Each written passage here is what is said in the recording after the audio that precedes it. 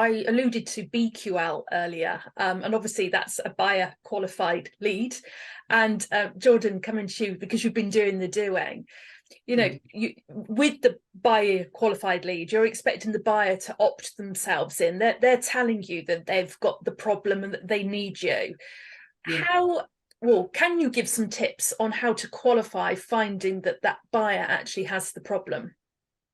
Yeah, it's a great question. And look, I think one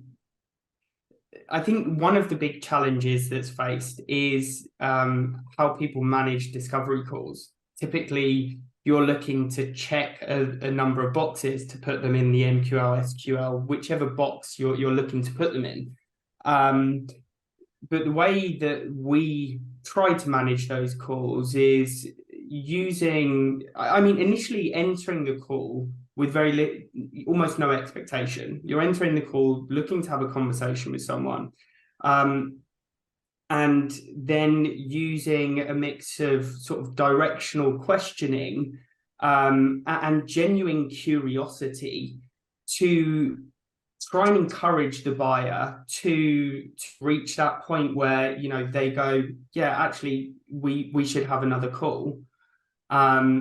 Or, reaching that point where you shake their hands and it's, okay, not right now. Right, rather than trying to force something over the line, as you mentioned, and add to the close rate crisis. And it's funny. I was having a conversation the other day with someone that had seen the posts that both you and I had shared, Alex, surrounding the metrics. And they were sort of scratching their head. They were like, but at that point that you have the call, what are they? Are they in SQL? Are they in MQL?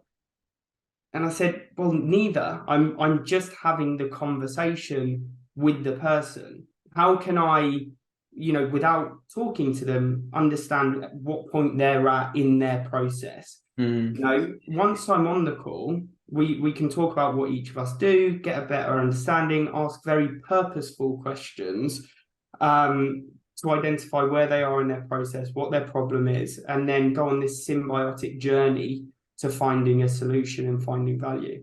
Yeah, I think it's worth framing that because we're not having that conversation under the expectation that they're in the 3 to 5% of the territory in market, it is more of a discover, like not discovery in terms of traditional sales discovery, but an actual discovery, a conversation full of curiosity because you want to actually get to know the person.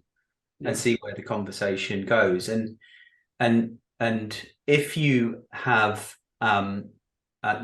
taken the time to make it very clear about who you are and what you do on your socials, on LinkedIn and Twitter and Guild and any other platform, then there's already the expectation that's been set there that, oh, he or she does this or does that. So it's likely the conversation will get to that point at some point. But because there's no expectation that's been set, it sort of naturally goes there or not. But then when it does, you're in a much better position to continue the conversation.